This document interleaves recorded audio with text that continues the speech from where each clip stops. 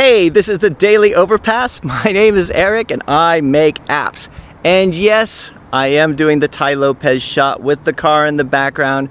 Look, dude, you guys are just gonna have to get used to that for a while. This car is gonna be in the background of a lot of shots. So today, I wanna talk about how we're surrounded by opportunity.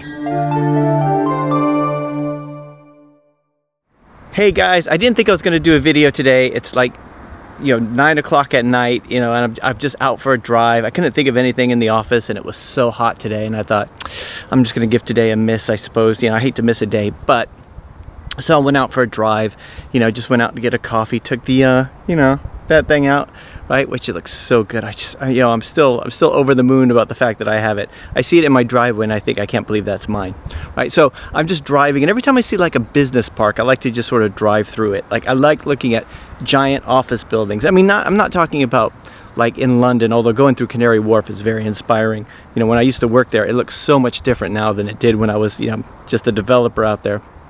I mean, it's grown so much, right? But I like to go through like the little business parks around the UK, all these office buildings that go up for these smaller companies. Like, might be a one-person company, might be a 10-person company, might be 50, might be a little warehouse, something like that, right? And the big glass buildings with a placard on front with all these different businesses, right? And you think, those people could be clients, right? There's so much prosperity and opportunity around you if you just look for it. It's very easy to start thinking, and I know this because I do this myself, is to start thinking, there are no clients out there. There's no work out there. As an app developer, apps are dead, all this kind of stuff, right?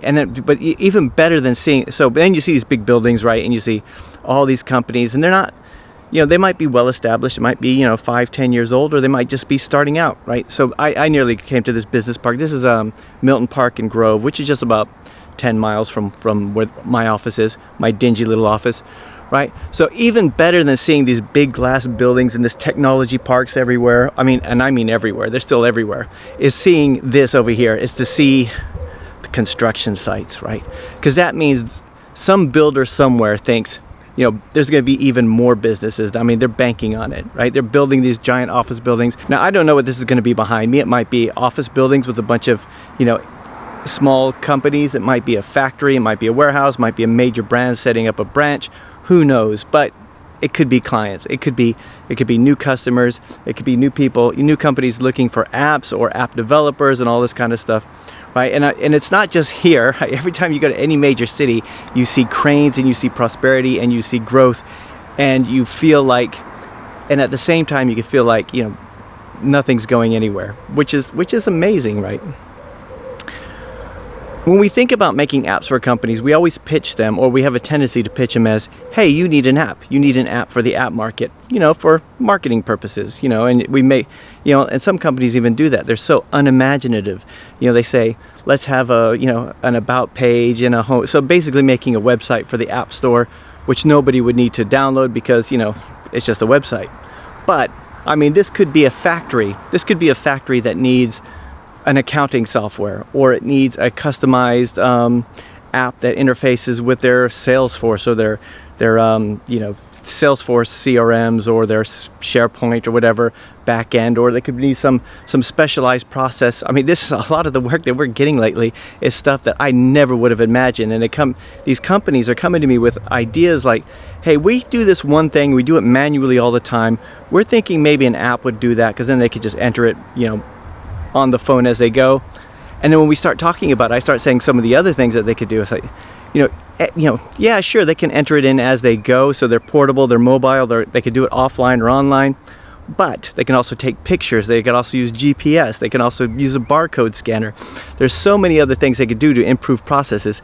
And when you start talking that way with clients, you start seeing how much opportunity there is out there, right? We could all think about, I want that $1 million app. I want the one with millions of users, right, that generates passive income. But there's also those apps that have 50 users, right, and the company needs them to improve their processes. You're their go-to guy because you developed it. You're the perfect person for them. When I think about enterprise apps and the stuff that you can do for the companies that are out there, right, because look how much, I mean, they're obviously investing enough to be able to afford an app or two to improve their processes.